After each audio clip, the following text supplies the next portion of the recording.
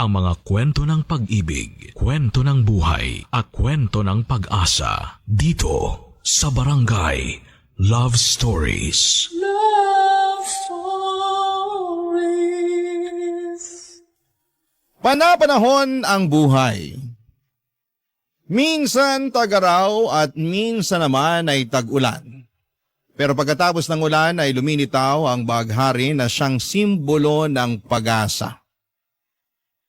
Ikaw, kabarangay, gaano ka kahanda sa mga pagsubok na pwede mong pagdaanan sa buhay na ito? Dear Papa Dudut, noong bata ako ay madalas kapag umuulan ay nalulungkot ako. Hindi kasi ako noon makalabas para makapaglaro pero palaging sinasabi ng mama ko na biyaya ang ulan sa mga natutuyong halaman at lupa. Kaya naman habang tumatanda ako ay sinaisip ko na hindi palaging malungkot tuwing tag-ulan.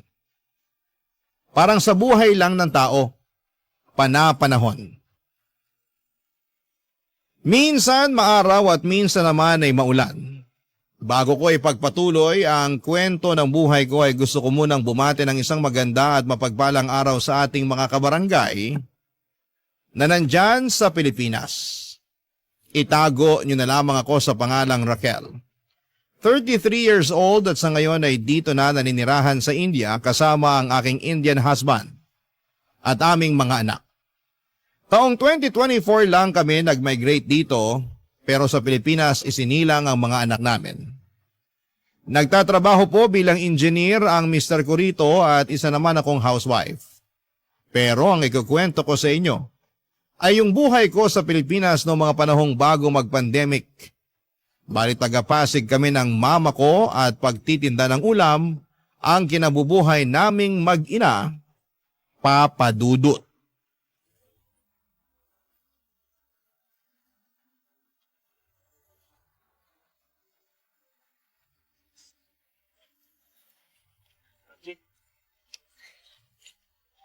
Grabe, ma. Ubus na agad yung mga paninda natin. Alauna pa lang ng hapon. Ayaw mo nun. Maaga tayo makakauwi't makakapagpahinga. Kaya nga po. Aga rin nating nagising kanina. Medyo inaantok na ako. Matulog ka pag uwi natin kasi ako may pupuntahan pa pala. Saan po? Sa kumari ko. May labada ako sa kanya. Sayang naman kung di ko pupuntahan. Hindi po ba kayo pagod? Pagod, pero sabi ko nga, sayang. Ibang klase. Napakasipag niyo po talaga. Ganun talaga. Pag natapos ko naman yun ng maaga, makakauwi rin ako ng maaga para makapagpahinga. Tapos may dagdag kita pa tayo pandagdag sa pambayad natin ng upa. Malapit na naman kasi yung due date. Nakita ko na naman yung nakasimangot na pagmumukha ng landlady natin. Akala mo naman hindi babayaran. Ewan ko ba dun? Ay, maiba tayo, nak. Ano po yun? Ewan ko lang kung ako lang ang nakakapansin, pero kursunada ka yata nung isa nating customer. Po? Sino dun? Yung Arjun ang pangalan? Basta, yung matangkad na may pagkamoreno. Laging bumibili sa atin ng ulam. Yun ba yung kumausap sa inyo kanina na parang may binubulong pa? Oo. Ano po bang sabi niya sa inyo? Tinatanong niya kung single ka pa raw eh. Sabi ko, ay oo. Tapos, sabi niya pareho raw kayo kaya naisip ko, baka may gusto sa'yo. Alam niyo naman po na wala pa sa isip kong magpaligaw. Wala pa nga ba? 24 ka na. Ganyang edad ko nung may 4 na taong gulang na akong anak. Sa bagay, aga ko rin kasing lumande. Mama talaga. Ay, gusto ko lang naman malaman mo na kahit mahirap ang buhay natin, pwedeng-pwede ka naman magka-boyfriend. Mag-boyfriend ka na. Nasa tamang edad ka na rin naman. Tsaka, masarap kayang umibig. Bakit po kayo hindi na ulit pumasok sa relasyon pagkatapos iwan ni Papa? Ay, syempre, natuon ang atensyon ko sa pagpapakananay at pagpapakatatay sa'yo. Hindi ko na naisip makipagrelasyon. Ngayon po ba? Hindi niyo naiisip? Ha? Hindi na. Pinaglipasan na ako ng panahon. 44 pa lang naman po kayo. May asim pa. Kahit na. Ayoko nang dumampot ng bato na ipupukpok ko sa ulo ko. Sapat na yung ginawa ng tatay mong damuho para madala ako. Ayoko na ng sakit sa ulo. Sobra naman po kayo sa sakit ng ulo. Tapos gusto niyo ako mag-boyfriend? Syempre, magkaibang tao naman tayo. Hindi porke sawi ang buhay pag-ibig ko magiging sawi na rin yung sayo. Kaya nga kako, subukan mo rin mag-boyfriend. Mukha namang okay yung Arjun na yun. Mabait, magalang, may itsura rin naman, kaya makipagkilala ka. Sige po, susubukan ko kapag sinipag ako. Ay nako, gusto mo yatang tumandang dalaga eh. Bata pa po ako. Oo nga, pero mabilis lang naman tumanda ang tao. Tsaka kailan mo planong i-enjoy ang buhay pag-ibig mo kapag uugod-ugod ka na? Pambihira. Kaya nga kung ako sa'yo, subukan mo namang magpaligaw. Basta, syempre, kilalanin mo muna ng masinsinan yung manliligaw mo para hindi ka matulad sa akin. Bakit po? Hindi niyo ba muna kinilala si Papa? Oo. At yon ang pinakamalaking pagkakamali ko sa buhay. Pero mabuti na lang nagkaroon kami ng anak. At ikaw yun. Sabi ko nun sa sarili ko, ikaw ang tama sa lahat ng maling nagawa ko. Kaya nga kahit iniwan tayo ng magaling mong papa, hindi ako pinanghinaan ng loob at nawala ng pag-asa na kakayanin ko ang pagtataguyod sa'yo. Papadudot, wala na po akong tatay dahil nasa sinapupunan pa lamang ako ni Mama ay naglaho na raw ito na parang bula. In short ay nakisama raw sa ibang babae.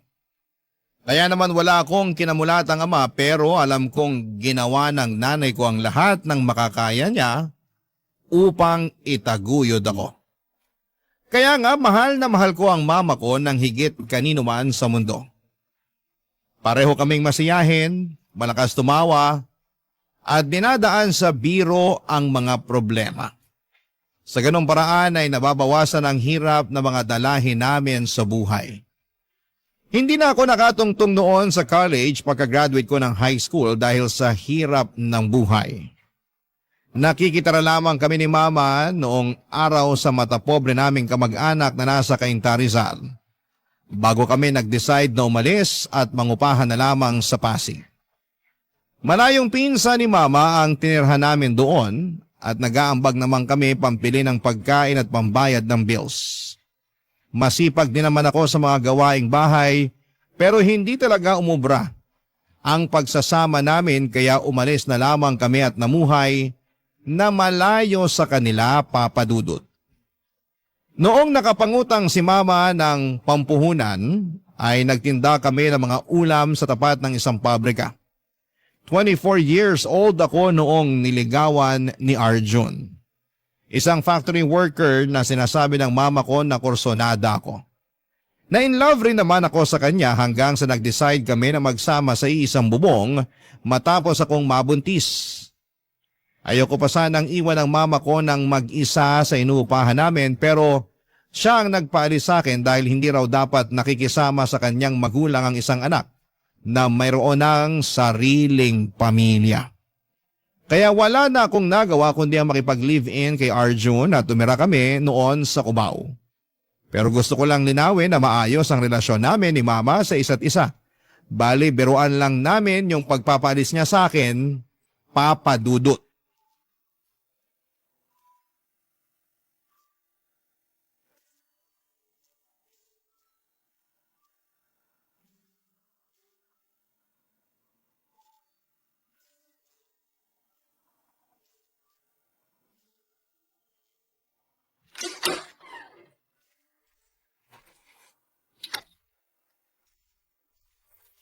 Naku, Arjun! Bakit mo hinahalikan ng sahig? Sira ka ba? Hindi ko hinahalikan ng sahig. Nawalan lang ako ng balanse kaya tulungan mo na lang akong tumayo. Oo, sige. Huwag mo nga ako hawakan. Kanina sabi mo tulungan kita, tapos bigla mo ko itutulak at sasabihin mo ngayon na huwag kitang hawakan? Oo, hindi mo ba narinig? Bingi ka siguro. Hindi ako bingi ah. At ikaw, bakit ka lasing? Ano bang pake mo kung lasing ako? Nanay ba kita? Di naman, di ba? Hindi nga, pero baka nakakalimutan mo na kinakasama mo ko. Saka nanay ako ng magiging anak mo. Anong magiging anak ko? Wala pa akong magiging anak. Napakasira ulo mo. Dahil sa kalasingan mo, nagawa mong kalimutan ang sarili mong anak. Pwede ba? Huwag kang maingay dyan. Daig mo pa yung manok. Hilig mong pumutak. At bakit hindi kita na? Aray! Bakit mo ako sinampal? Yan ang dapat sa'yo. Sinabi ko na kasing manahimik ka. Sobra ka na! Akala mo kung sino ka! Sige, kapag hindi ka pa nanahimik dyan, paduduguin ko na sa suntok ko yung bunganga mo. Gagawin mo talaga sa akin yun? Oo naman, bakit hindi? At kailan ka pa natutong manakit ng babae, Arjun? Ngayon lang, kasi nakakabulahaw ng mga kapitbahay ang bunganga mo. Sige, sabihin mo, paanong hindi kita bubungangaan? Eh wala kang sabi-sabi sa akin na nakipag-inuman ka pala.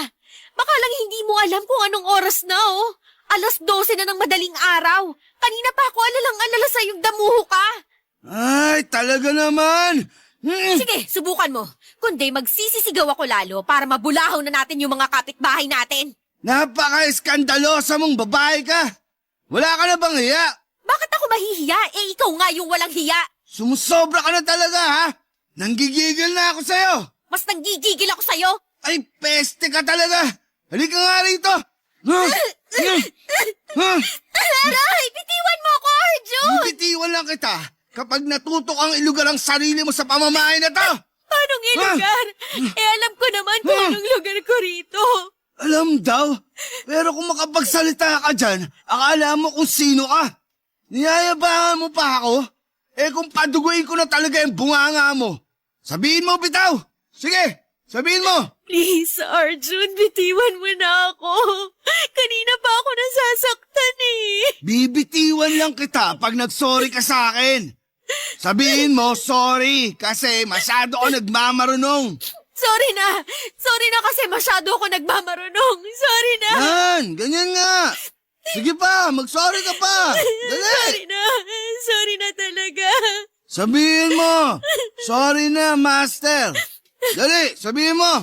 Bakit ko naman sasabihin yun? Sasabihin mo ba o bubunutin ko na lang lahat ng buhok mo sa anit? Sasabihin ka na. Sige na, naghihintay ako.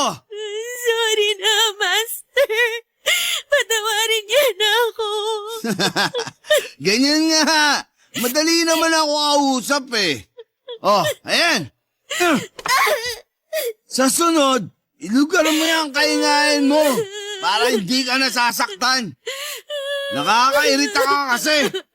Buti ba, matutulog na ako. Huwag kang maingay dyan, ha? Good night.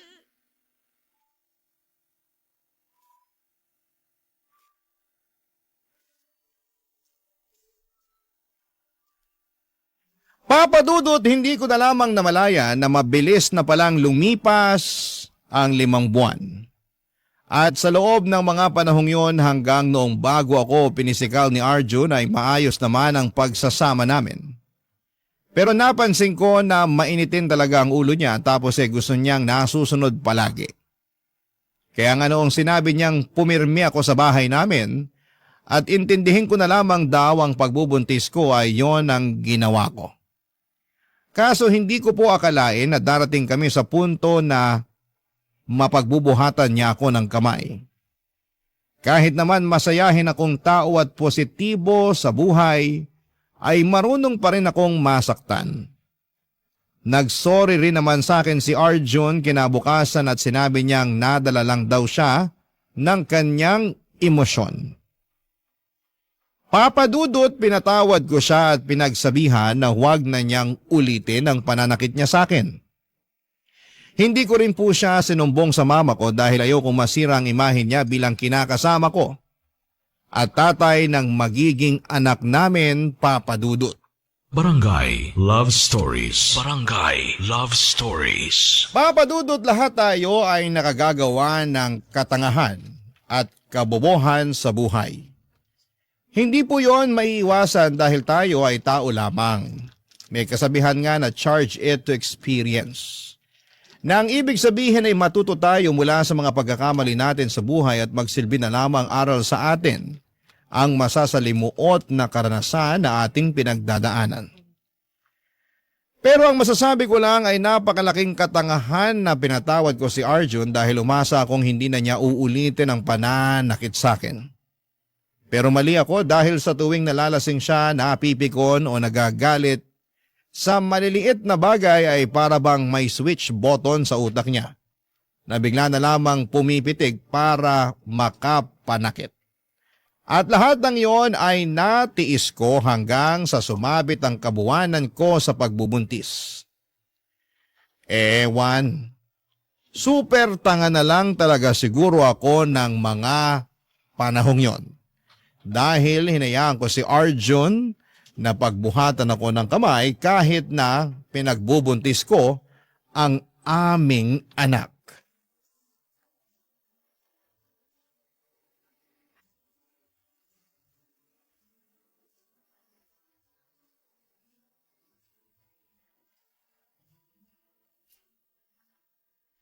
Buti naman dinalaw mo ako rito sa tinitirhan ko. Inip na ako rito. Lalo ilang araw na akong di nakakapagtinta gawa na nagkasakit ako. Nagpahinga na lang ako ngayon kasi baka mabinat ako pero bukas ay magtitinda na ulit ako.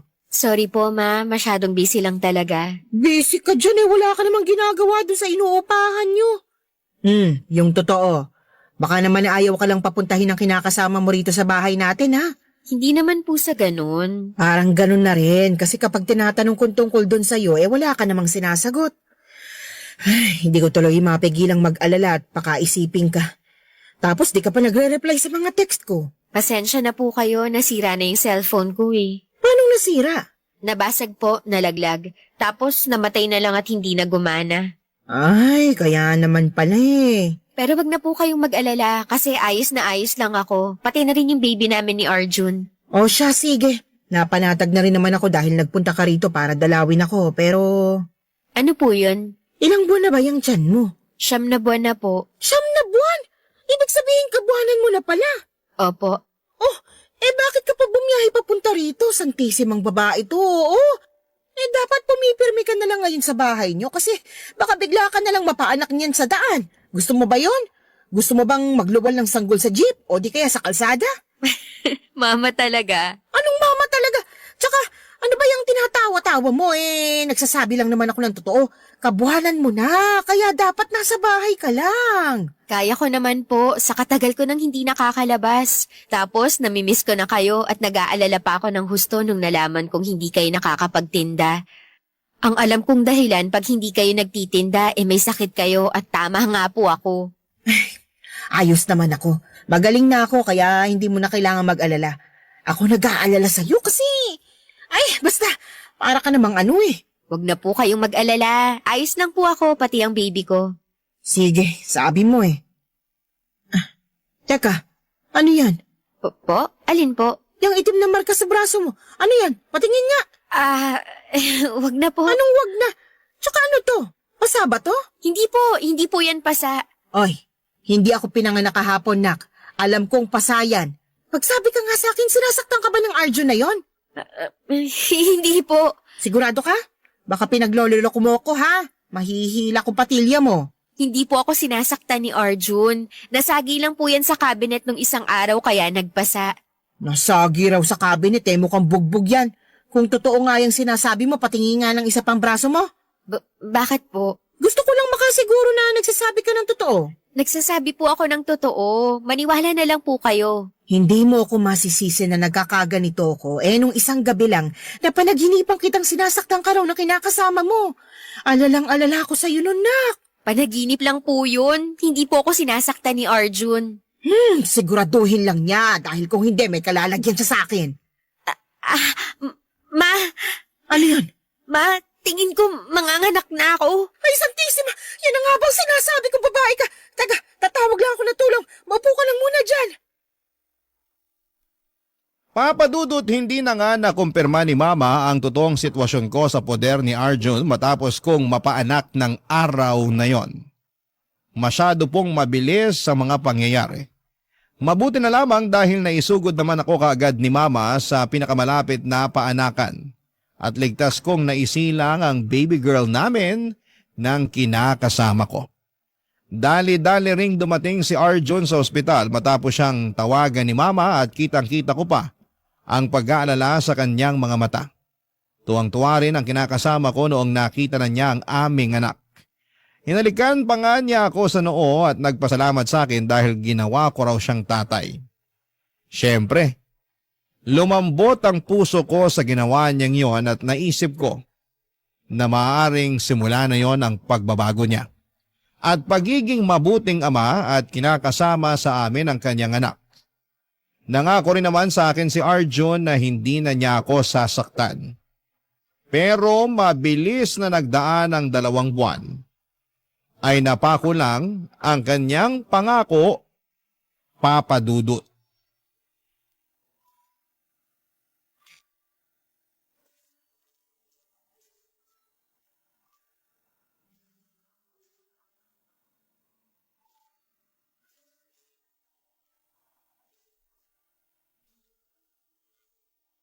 Arjun, ano ba?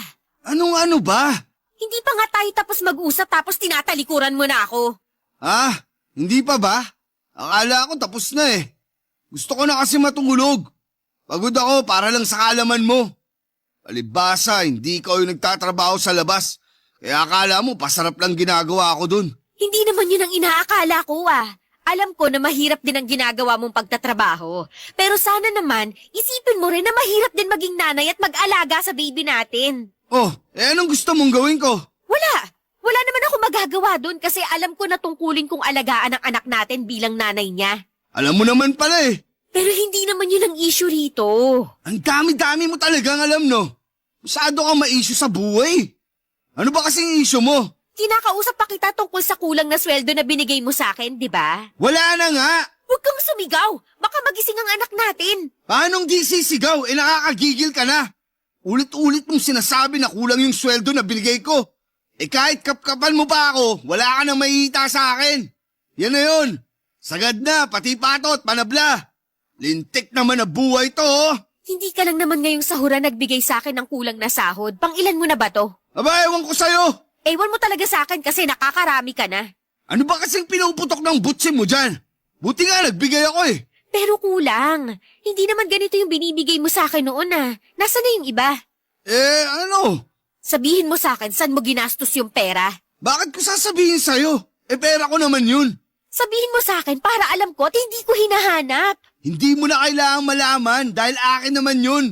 Dapat mo na lang gawin makontento sa kung magkano lang yung binibigay ko. Masyado kang demanding taong bahay ka lang naman. Hindi ako magdedemandang ganito kung sumasapat yung pera na binibigay mo sa akin pero hindi Madalas kulang at hirap na akong pagkasyahin yun.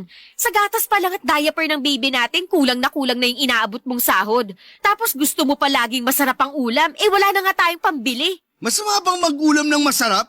Pinaghirapan ko naman yung perang pambili nun. Hindi ka talaga nakikinig, no? Wala na nga tayong pambili tapos gusto mo palaging masarap yung ulam. Pag sinabi mong masarap, ibig sabihin nun baboy, manok at baka.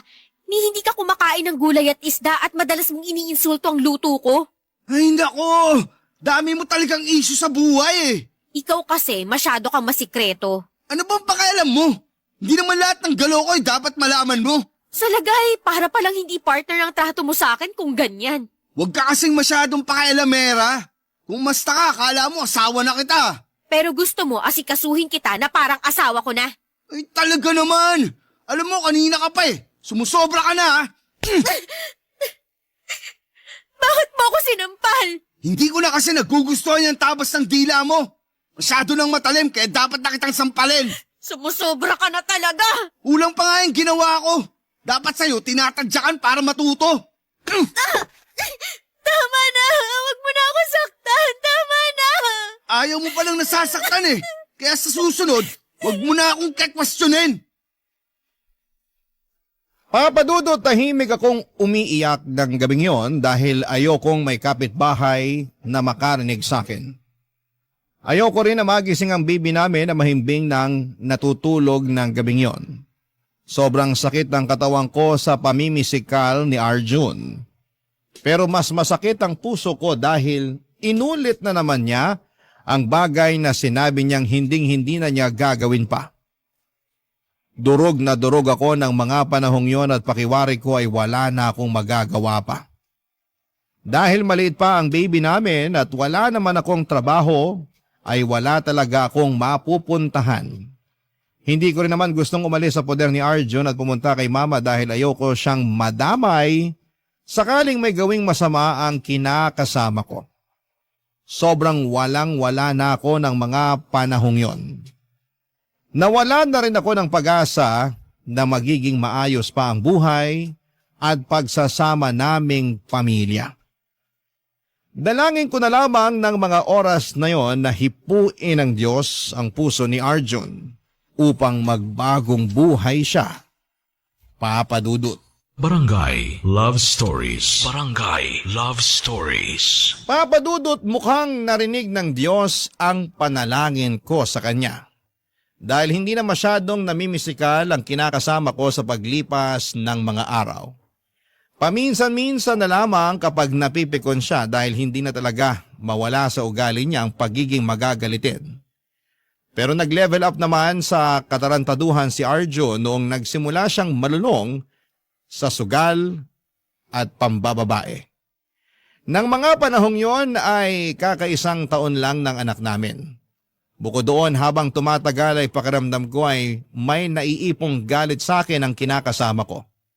Gusto na kasi niya akong magbuntis pero hindi ko sinabi sa kanya na palihim akong nagpalagay ng implant para hindi niya mabuntis. Ayoko nang magkaanak kami dahil alam ko na mas magiging miserable lang ang buhay namin sa kanya. Noon pa nga lang ay hindi na niya kami matrato ng maayos nang anak ko ay magdadagdag pa ba ako ng panibagong bata? Isang gabi hindi umuwi ang kinakasama ko sa inuupahan namin at kinabukasan na siya madaling araw dumating. Lasing na lasing si Arjun at dumiretso na agad sa higaan para matulog matapos akong batukan at insultuhin. Tapos nung magising siya, bandang alas 9 ng umaga ay mainit na naman ang ulo niya dahil late na raw siya sa kanyang trabaho, Papa Dudut.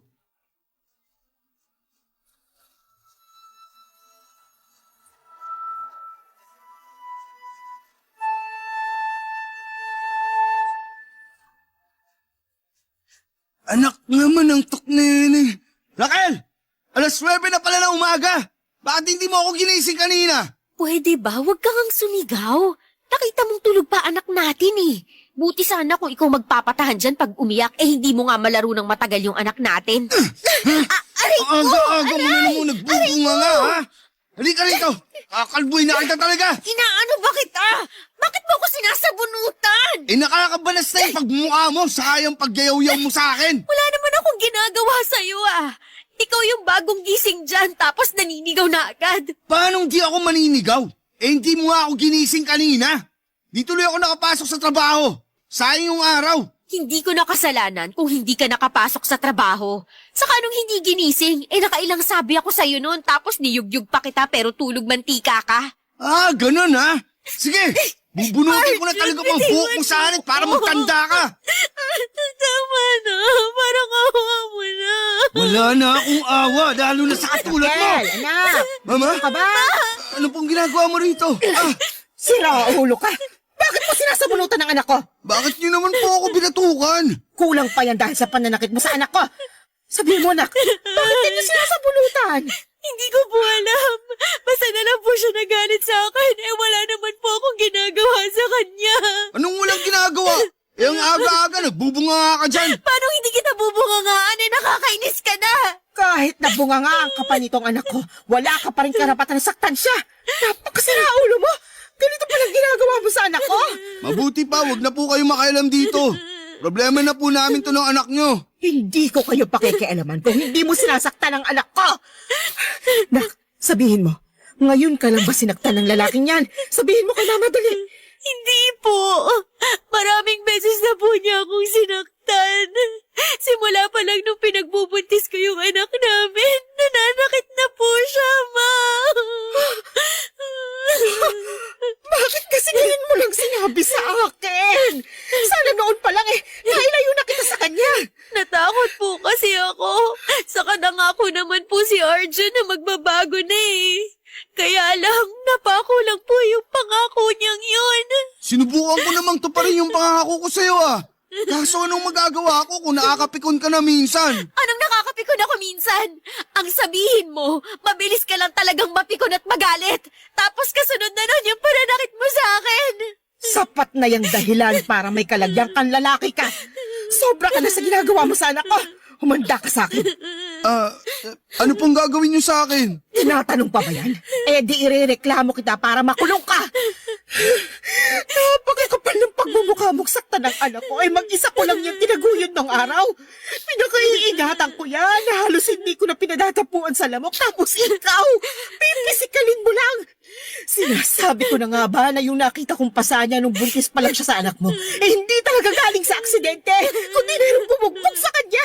Nakakagalit lang at nakakasama ng loob bilang magulang ang ginawa mo sa anak ko, kaya dapat mo tong panagutan.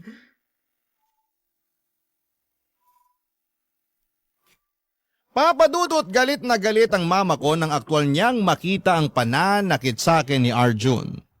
Kamunti ko na nga siyang hindi makilala dahil para siyang nag-transform sa pagiging halimaw na nanay na gusto lang ipagtanggol ang anak niya na inapi at inalipusta ng ibang tao. Nagkabaranggayan pa nga kami at naipukulong ni mama si Arjun sa police station. Pero nagkaaregluhan din kami matapos magmanikluhod ng kinakasama ko at nagmakaawa sa akin na patawarin na siya. Oo, alam ko ang sasabihin ng mga kabarangay natin. Napakatanga. Sa akin na ang korona ng katangahan ng mga panahong yon. Pero inisip ko na lamang na ayoko mawala ng tatay ang anak namin, kaya pinatawad ko naman siya. Kaso may iba palang plano ang kapalaran sa amin. Isang linggo matapos makalaya ni Arjun mula sa pansamantalang pagkakakulong sa kanya ni Mama ay inatake naman siya sa puso, dahilan upang mamatay siya. Tulirong-tuliro ako ng mga panahong yon. Hindi ko na alam ang gagawin dahil bigla na lamang akong naiwang mag-isa na magtataguyod sa anak namin. Pero buti na lang at nandyan si Mama na siyang naging pinakamalakas na suporta ko. Kaya matapos mailibing ni Arjun ay lumipat kami ng anak ko sa inuupahan ni Mama sa Pasig upang doon tumira ng magkakasama. Naging katulong ulit ako ni Mama sa pagtitinda ng mga pagkain habang nag-aalaga sa aking anak. Mabilis na lumipas sa mga taon at kasagsagan ng pandemic ay mayroong Indian National na kumatok sa aking puso, Papa Dudut.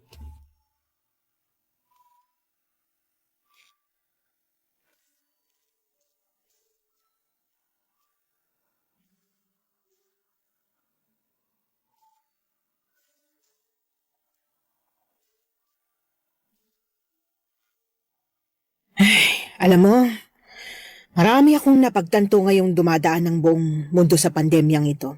Ano po yun? Na maiksi lang ang buhay. Kaya dapat gawin mo lang ng gawin yung bagay na magpapasaya sa'yo. Kahit po masama at nakakasakit ng kapwa, gagawin mo kasi dun ka masaya? Parang gaga ka naman kausap eh. Siyempre, hindi mo yun gagawin. Masama nga't nakakasakit ng kapwa, di ba? Isip-isip din. Hindi yung parang utak mo nasa talampakan mo na. Sobra naman makareact si Mama, nagtatanong nga lang po ako. Ayusin mo kasi yung tanong mo. Nakakapikon ka eh. Kita mong seryoso ko rito na nagsasabi ng saloobin tapos gaganyanin mo ko. Naiintindihan ko naman po ang ibig niyong sabihin at sang-ayon po ako doon. Tingin mo may katapusan pa tong pandemyang ito?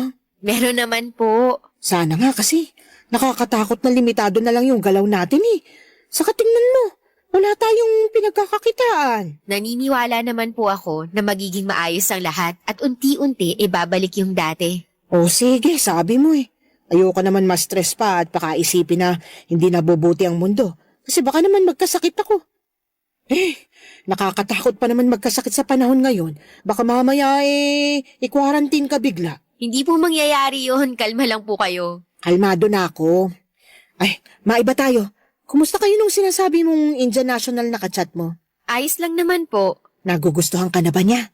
Hindi ko po alam pero nung unang beses na nag-usap kami, niyaya niya na agad ako magpakasal. Ganun ba talaga ang mga Indian? Ang bibilis. Baka kasi nakita niya sa'yo yung pagiging wife material kaya ganun. O anong sinabi mo? Sabi ko ayoko kasi wala naman sa plano ko ang pagpapakasal. Matapos nung pinagdaanan ko kay Arjun, ewan ko na lang kung hindi pa ako matakot na kumilala ulit ng panibagong lalaki. Tapos Indian pa to, hindi pa taga rito. Mababait naman ang mga Indian ah. May kaibigan akong Indian. Maayos sila kausap at matitino. Yung iba pa nga sa kanila nakapangasawa ng Pinay. Pero natatakot pa rin po ako, saka...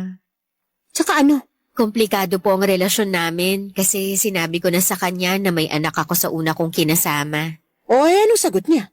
Hindi raw po niya ako matatanggap kasi paniniwala nila dapat walang anak sa ibang lalaki ang babae na mapapangasawa nila.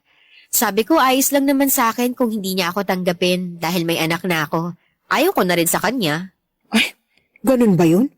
Hindi ka nasaktan? Nasaktan, pero hindi ko naman siya mapipilit na tanggapin ako. Saka ayoko na ako lang yung tanggapin niya. Dapat tanggapin niya rin ang anak ko dahil anak ko yun eh. Sa akin ang galing yun at hindi ko ipagpapalit sa kung sino mang lalaki ang anak ko. Hindi baling tumanda kung walang kasama sa buhay katulad niyo, ma. Ay, nadamay pa ako bigla. Totoo naman po, di ba? Totoo naman yon. At tama rin naman ang mga sinabi mo.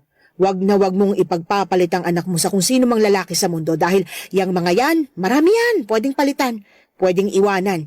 Pero yung anak mo, iisa lang yan. Basta, ang focus ko na lang sa ngayon ang anak ko.